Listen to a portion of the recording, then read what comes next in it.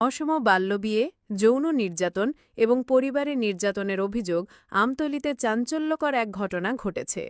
বরগুনার আমতলী উপজেলার নাচনাপাড়া গ্রামে ১৩ বছরের ষষ্ঠ শ্রেণীর ছাত্রী জান্নাতুলকে জোর করে বিয়ে দেওয়া হয় ৩৮ বছর বয়সী সৌদি প্রবাসী আব্দুল হালিম হাওলাদারের সঙ্গে। গত ২ এপ্রিল এই বাল্যবিয়ে সম্পন্ন হয়। পরে স্বামীর যৌন নির্যাতন সইতে না পেরে জান্নাতুল বাবার বাড়ি ফিরে আসে। স্বামীর বাড়ি যেতে রাজি না হওয়ায় শুক্রবার বিকেলে জান্নাতুল ও তার মা, মামা, মামিসহ ৬ জনকে পিটিয়ে জখম করেছে তারই বাবা আবু জাফর হাওলাদার ও স্বজনরা। আহতদের পুলিশ উদ্ধার করে আমতলী উপজেলা স্বাস্থ্য কমপ্লেক্সে ভর্তি করেছে।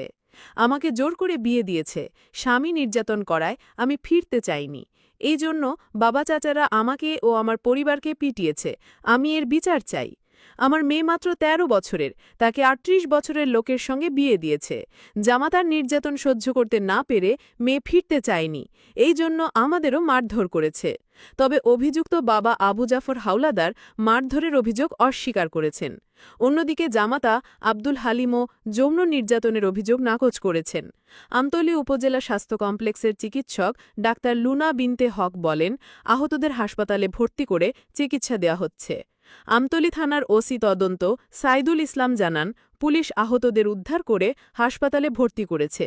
অভিযোগ পেলে আইনগত ব্যবস্থা নেওয়া হবে। অসম বাল্যবিয়ে ও নির্যাতনের ঘটনায় এলাকায় ব্যাপক ক্ষোভ বিরাজ করছে। বছর বয়সে ছেলের কাছে দিয়া যা আমার মেয়ে ঝুঁকিপূর্ণ সহ্য করতে পারে না। একটা মেয়ে স্কুলের ছাত্রী ১৩-১৪ বছর বয়সে এগুলো কি বোঝে? যার কারণে আমার মেয়ে বলছে অভিনয় করো, তোর মায়ের কাছে ছাড়ে গেলে এরম করো, অনেক টর্চারিং করে, মারধর করে। আমার মেয়ের শরীরে কামড়ের আঘাত আছে। আমার স্বামী আমার অনেক মারধর করছে মেয়ে না যাওয়ার কারণে। আমি চাই আমার স্বামী আইনের আদালতের মাধ্যমে কঠিন শাস্তি পাক। আমার এতটুকু চাও, আমার আর কোনো চাওয়া নেই।